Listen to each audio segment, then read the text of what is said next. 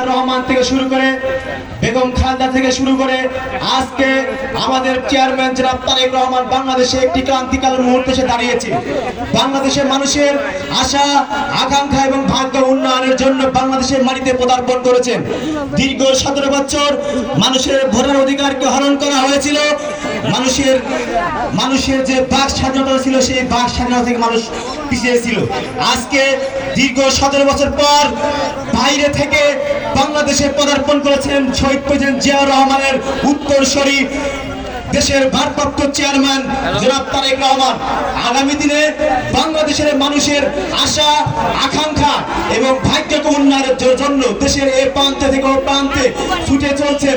এ দেশের মানুষকে নিয়ে আগামী দিনে সুন্দর বাংলাদেশ করার স্বপ্ন নিয়ে দেশের এই প্রান্তে থেকে ও প্রান্তে ছুটে বেড়াচ্ছেন শহীদ প্রেসিডেন্ট জিয়াউর রহমানের সুযোগ্য উত্তরসূরি জনাব তারেক রহমান। আজকে আমরা রায়গঞ্জ থানার সলঙ্গার বিএনপি থেকে মনোনীত প্রার্থী জনতা বিপি আইনুল হক ভাইকে যখন তিনি চান্দাইগ্রাম হাজী ওয়াহেদ মরিয়ম ডিগ্রি কলেজের সাবেক 3 বারের ছাত্রছাত্রীদের প্রত্যক্ষ ভোটে নির্বাচিত হয়েছিল এবং রায়গঞ্জ উপজেলার চেয়ারম্যানের প্রত্যক্ষ জনগণের প্রত্যক্ষ ভোটে নির্বাচিত হয়েছিল।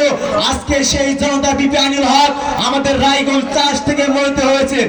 আজকে আমরা 12 ফেব্রুয়ারিতে বিপি আইনুল হক ভাইকে এই রায়গঞ্জ 4 সলঙ্গা থেকে সর্বোচ্চ ভোটের ব্যবধানে এগিয়ে নিয়ে বাংলাদেশে একটি সমৃদ্ধ দেশ হিসাবে উপহার দেবেন এই বিপি আইনুল হক ভাই।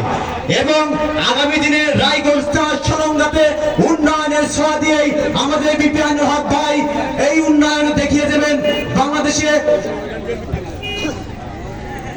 আজকে রায়গঞ্জ 4 সলঙ্গার মানুষ আশা করেন এই মজলুম জননেতা বিপি আইনুল হক ভাইয়ের হাত ধরেই এই রায়গঞ্জ 4 সলঙ্গার উন্নয়ন হবে। এই আশা এই আকাঙ্ক্ষা রায়গঞ্জ 4 সলঙ্গার সাধারণ জনগণের এবং এই জনগণের আশা আকাঙ্ক্ষা বিপি আইনুল হক ভাই পূরণ করবেন এবং তিনি অদাবদ্ধ হয়েছে।